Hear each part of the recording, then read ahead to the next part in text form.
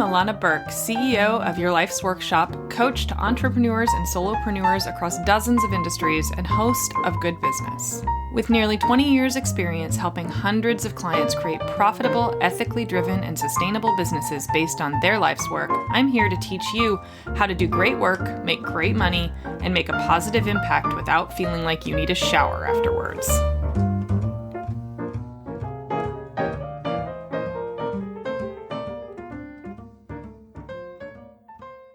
Welcome back to the Good Business Podcast, everyone. I am your host, Illana Burk, and today we are talking about the most central parts of your work, the things that always feel true and reliable, the things that consistently make you money, the things that people always seem to respond to, the things that pay the bills while you're trying to create the bigger, riskier, more experimental offers. Today, we are talking about your bread and butter. Bread and butter offers are like the unsung heroes of small business. They are the things that we almost forget to appreciate, that just keep chugging away and making us money, or just being the things that we can rely on, right? For some, it's the service offers that keep you going while you're trying to build a bigger vision of courses or more asynchronous income. For others, it's a simple offer that carries your whole business. And for me, my bread and butter has of late been one-on-one coaching. Like that's the thing that, when people talk about it, that's always my answer, right? Coaching is my bread and butter. I have all kinds of other things that I'm always working on, but coaching is my bread and butter. And over the last 15 plus years, it's changed shape like more than a few times. But the actual delivery of it has pretty much stayed the same.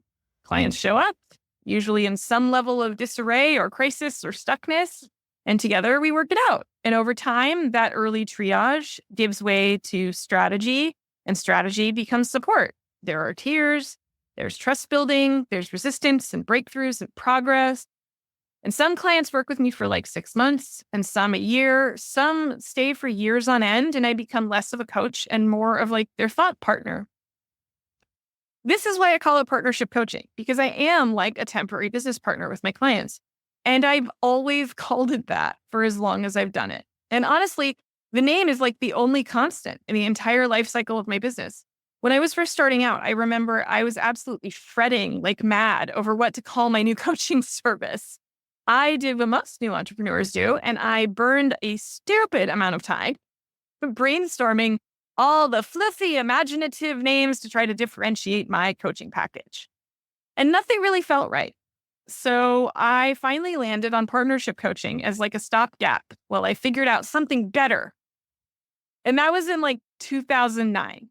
So I guess it's safe to say that nothing better ever really emerged. And partnership coaching has been my bread and butter ever since.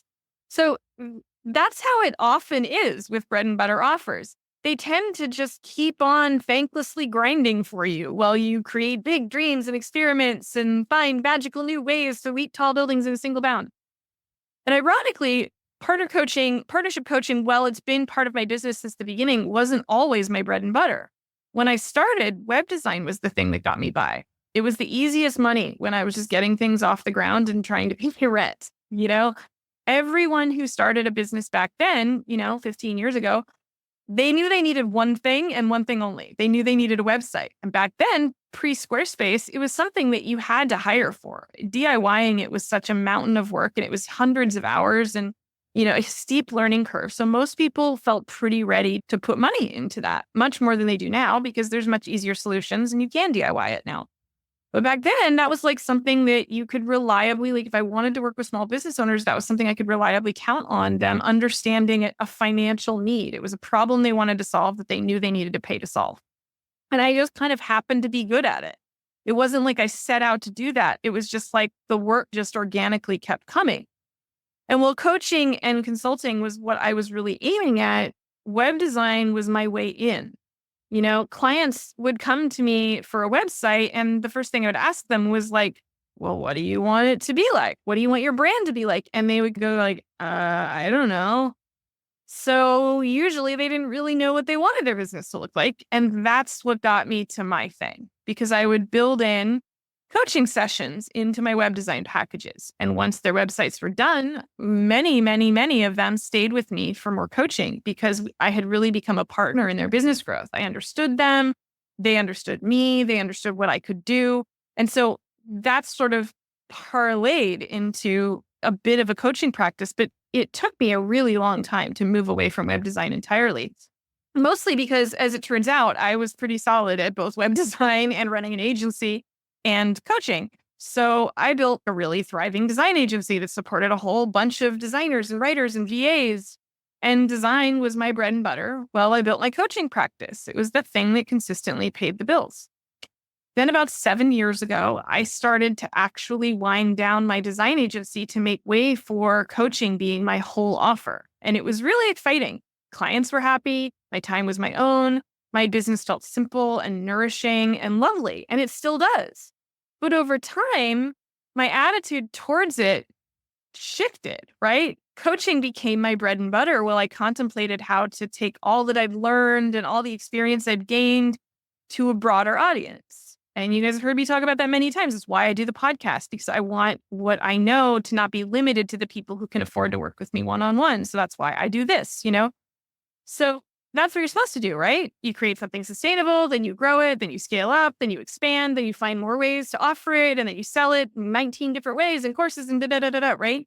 And you shoot for 6 figures, and then you shoot for 7, and on and on and on. Where does it stop? I mean, I never thought that I would see people go like, solopreneurs should make 7 figures. Back when I started, it was like shooting for 6, wasn't it? Like, yes, let's do that. And it probably should still be. But that's a conversation for another day. But what if that wasn't how it had to be? What if you didn't have to chase that scalability in order to have a successful business, in order to have a sustainable business? What if simple and sustainable is actually the right goal? And that's where bread and butter offers really shine, is in the simple and sustainable category. They're the things that tend to be easier for you. They're the things that tend to just keep rolling along and keep making money without a ton of extra energy inputs from you all the time, right? So what if we recalibrated our ideas around success and expansion to honor our bread and butter offers as not just the thing that keeps us going, but what actually gives our work a sense of stability and meaning? Now, I want to just throw out a quote. Like Jacques Pepin, who arguably is, a world-renowned chef and one of the godfathers of really complicated gourmet cooking, once said, if you have extraordinary bread and extraordinary butter, it's hard to beat bread and butter. And he's not wrong. As a fan of actual bread and butter, it's really hard to beat when it's really good, right? And I think bread and butter offers are much the same way, to pull the metaphor forward. Because what I have learned so far is that the things that are truly central to what you do tend to evolve really, really slowly. Those changes happen maybe a couple of times over the course of your career, or the life cycle of your business. For me, those moments of evolution were it was from design to coaching. And now my business is actually at another crux point where it's sort of ready to evolve into something new. And I'm working on what that might look like. But each time, those things, those central bread and butter things that are the core offers, each time those things expand and push up against the constraints of past decisions and patterns and strategies that you may have completely fulfilled and kind of not noticed that you did the whole thing and you're still just kind of cruising along. Whatever comes next tends to be stronger and more well-formed and easier to unfold because it's something that feels like a natural evolution of the thing that comes next. Kind of like how making better and better bread over time out of the same humble ingredients can take a lifetime. Okay, that's it for me today. Thank you for honoring me with your time and attention. Now go find your very best bread and put it together with some very good butter and enjoy every single bite. Thanks, everybody. Have a wonderful day. Thanks so much for hanging out with me today. For more information, visit yourlifesworkshop.com.